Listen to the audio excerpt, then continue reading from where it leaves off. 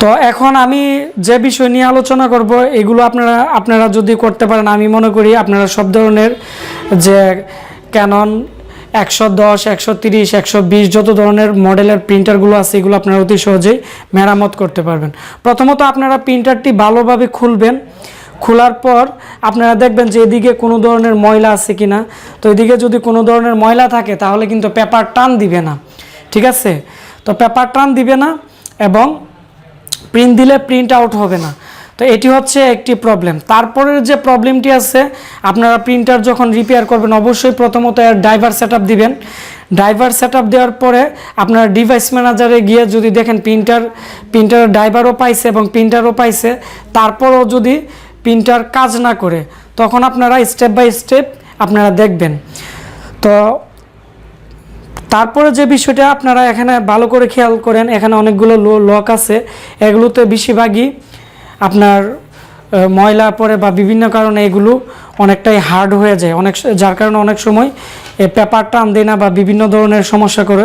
তো এগুলোতে এই প্রিন্টার খুলে আপনারা এখানে যে মেরিল আছে, তো মেরিলও দিয়ে দিতে পারেন বা আপনারা একটু নারিকেল তেল দিয়ে দিবেন, তাহলে এটি ফ্রিতে কাজ করবে এবং প্রপারলি কাজ করবে। তাছাড়া এখানে যে মোটরটি দেখতেছেন এটি অনেক সময় জাম হয়ে যায়, এর মধ্যে আপনারা চাইলে এদিকে নারিকেল তেল হালকা দিয়ে দিতে পারেন, তাহলে এটি ফ্রি হয়ে যাবে। এটি যদি ফ্রি না হয়, এর মধ্যে আপনারা দেখতে পাচ্ছেন যে এখানে আপনারা দেখতে পাচ্ছেন যে একটি ফিতা আছে। তো এই ফিতাটি যদি প্রপারলি কাজ না করে, তাহলে এখানে যে আপনারা দেখতে পাচ্ছেন যে হেড আছে, এটি প্রপারলি কাজ করবে না বা এটি এদিক ওদিক ভালোভাবে আসবে না এবং ভালোভাবে প্রিন্ট হবে না। তো এগুলো আপনারা ভালোভাবে খেয়াল রাখতে হবে। তারপরের যে বিষয়টা, এটা হচ্ছে এদিকে অনেক ধরনের রেবন থাকে হেডের, তো এই রেবনগুলো আপনারা ভালোভাবে চেক করবেন। তারপরে এখানে একটি সার্কিট আছে। তো আপনারা অনেকে আমাকে প্রশ্ন করছেন যে প্রিন্টারের পাওয়ার আসে না।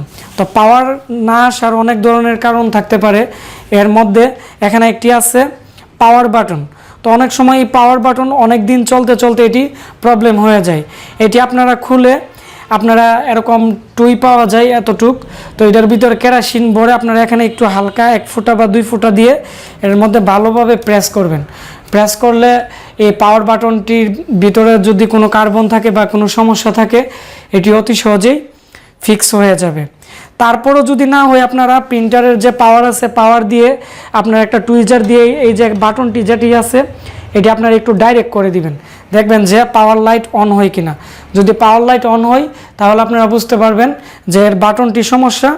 এটি আপনারা যে কোনো ধরনের ইলেকট্রনিক্সের দোকান থেকে আপনারা কিনে আপনারা চেঞ্জ করে দিতে পারবেন। তারপরেও যদি পাওয়ার না আসে, আপনারা আমাকে অনেকেই প্রশ্ন করছেন, আপনারা যে জিনিসটি করবেন, তো এর ভিতরে একটি পাওয়ার সাপ্লাই থাকে, আমি এখন দেখাচ্ছি। এটি হচ্ছে একটি আলাদা পাওয়ার সাপ্লাই।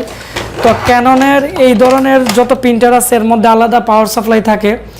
তো অনেকে আছেন পাওয়ার সাপ্লাই কিনে ফেলেন 800 টাকা দিয়ে বা 1000 টাকা দিয়ে বা 1200 টাকা দিয়ে। তো আমি মনে করি আপনারা এটি না কিনে আপনারা এই পাওয়ার সাপ্লাইটি খুলে, আমার এই চ্যানেলে ভিডিও দেওয়া আছে যে ল্যাপটপ পাওয়ার সাপ্লাই কিভাবে বা ল্যাপটপের অ্যাডাপ্টার কিভাবে রিপেয়ার করতে হয়, ভিডিও দিয়ে রাখছি। ওই ভিডিওটি যদি দেখেন, তাহলে আপনারা এই ধরনের যত ধরনের পাওয়ার সাপ্লাই আছে বা প্রিন্টারের যত ধরনের পাওয়ার সার্কিট আছে, এগুলো আপনারা অতি সহজেই রিপেয়ার করতে পারবেন। এটি হচ্ছে আপনারা পাওয়ার সমস্যা হলে আপনারা যেভাবে রিপেয়ার করবেন। তো তারপর হচ্ছে যে বিষয়টা, এটি হচ্ছে আপনারা আমাকে অনেকেই প্রশ্ন করছেন যে প্রিন্টার সবই ভালো আছে, আপনারা যখন প্রিন্ট আউট করেন তখন খালি পেজ বের হয়, কোনো ধরনের প্রিন্ট হয় না। তো ওই ক্ষেত্রে কী কারণে হয় না আমি আপনাদেরকে বলে দিচ্ছি। যদি ড্রামে যদি কালি ভরা থাকে, প্রথমত দেখবেন যে ড্রামে কালি আছে কিনা। যদি ড্রামে কালি ভরা থাকে, তারপরও যদি খালি পেজ বের হয়, তখন আপনারা স্টেপ বাই স্টেপ দেখতে হবে। প্রথমত আপনারা এখানে যে হেড আছে, তো হেডের মধ্যে এখানে অনেকগুলো পাইপ দিয়ে এর ভিতরে কালি মূলত চলে গেছে। তো এখন এই পাইপ দিয়ে যদি কালি যদি এর ভিতরে যদি না আসে, তাহলে কিন্তু প্রিন্ট হবে না। তো ওই ক্ষেত্রে আপনারা অবশ্যই সিরিজ দিয়ে টেনে আগে এর যে কালি আছে ড্রাম থেকে আপনারা হেডের ভিতরে প্রবেশ করিয়ে দিবেন। করানোর পর আপনারা আবার যে কাজটি করতে হবে, প্রিন্টারটি অন করে আপনারা কন্ট্রোল প্যানেলে গিয়ে প্রিন্টার প্রপার্টিসে গিয়ে আবার পুনরায় হেড ক্লিন দিবেন।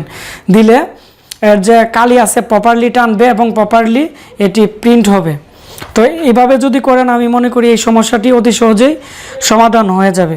আর প্রিন্টারে বেশিরভাগ ক্ষেত্রে বিভিন্ন ধরনের ময়লা বা অনেক সময় একটি নাট বা একটি স্ক্রু পরে এটি বিভিন্ন ধরনের সমস্যা হয়ে থাকে, যার কারণে অনেক সময় পেপার টান দিই না বা বিভিন্ন ধরনের সমস্যা হয়ে থাকে। তো আমি মনে করি এগুলো যদি করতে পারেন আপনারা সকল প্রকার প্রিন্টার আপনারা অতি সহজেই রিপেয়ার করতে পারবেন। তাছাড়া আপনারা অনেকে আমাকে প্রশ্ন করছেন যে প্রিন্টারের পাওয়ার আসে এবং কালি থেকে ধরো সব কিছু ওকে আছে কিন্তু প্রিন্ট দিলে প্রিন্ট হয় না। এটি হচ্ছে একটি প্রিন্টার যখন তৈরি করা হয় তখন তার মধ্যে কিছু প্রিন্ট লিমিট দেওয়া থাকে, যেমন 50,000 বা 1 লক্ষ 2 লক্ষ এরকম, এর বেশি আর এটি প্রিন্ট হবে না। তো ওই ক্ষেত্রে যে কাজটি করতে হয় আপনারা প্রত্যেকটা প্রিন্টারের যে সিরিয়াল নাম্বার আছে বা মডেল নাম্বার আছে এগুলো দিয়ে এর যে ফেয়ারমার্ক আছে তো ফেয়ারমার্কটি আপনারা আপডেট করে দিতে হবে। তো এর সফটওয়্যারটি ডাউনলোড করে আপনারা পুনরায় যদি এটি ফ্লাশ করে দেন তখন যে প্রিন্ট আছে এটি রিসেট হয়ে যাবে, আবার পুনরায় প্রিন্ট হবে। তো এইভাবে এইটা কিভাবে করতে হয় আমি আমার এই চ্যানেলে আবার ভিডিও দিব, তাহলে আপনারা দেখে অতি সহজেই ফিক্স করতে পারবেন। তো তাছাড়া প্রিন্টারের মধ্যে আমাদের কম্পিউটারে যেমন বায়োস থাকে, তো প্রিন্টারের যে সার্কিট আছে এগুলোর সার্কিটের মধ্যে বায়োস থাকে। এই যে আমি এখন আপনাদেরকে দেখাচ্ছি 16 পিনের বায়োস আছে এখানে। তো আপনারা যখন পুরো সার্কিটটি খুলবেন তখন আপনারা দেখতে পারবেন। তো বিভিন্ন ক্যাটাগরির বায়োস আছে। তো অনেক সময় যদি প্রিন্ট না হয় বা অনেকে আপনারা প্রশ্ন করছেন আমরা তো সফটওয়্যার পাচ্ছি না, অনেক সময় ডলার চাই বা বিভিন্ন ধরনের সমস্যা, তো এরকম হইলে আপনারা যে কাজটি করবেন যাদের কাছে বায়োস প্রোগ্রামার আছে আপনারা প্রিন্টারের যে বায়োসটি আছে এটি আপনারা বায়োস প্রোগ্রামে লাগিয়ে এর যে বায়োসটি আছে এটি আপনারা ব্যাকআপ করে নেবেন।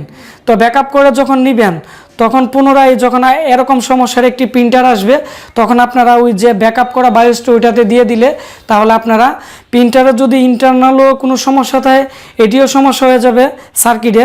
আবার যদি প্রিন্টও যদি না হয় প্রিন্ট যদি লিমিট শেষ থাকে তাহলেও প্রিন্ট হবে। তো এই সমস্যাগুলো আপনারা অতি সহজেই সমাধান করতে পারবেন। তো আশা করি এই বিষয়গুলো আপনারা বুঝতে পারছেন। তো আমরা আমাদের এই চ্যানেলে প্রিন্টারের আরও বিভিন্ন সমস্যা নিয়ে ভিডিও দিব। তো আশা করি আপনারা এই বিষয়টি বুঝতে পারছেন। তো যারা আমাদের এই চ্যানেল থেকে প্রতিনিয়ত কাজ শিখতেছেন তারা অবশ্যই আমাদেরকে আপনাদের মতামত জানাবেন যে আপনারা কী কী ধরনের কাজ শিখতে চান কমেন্টসে, আর অবশ্যই ভিডিওটি শেয়ার করে দিবেন।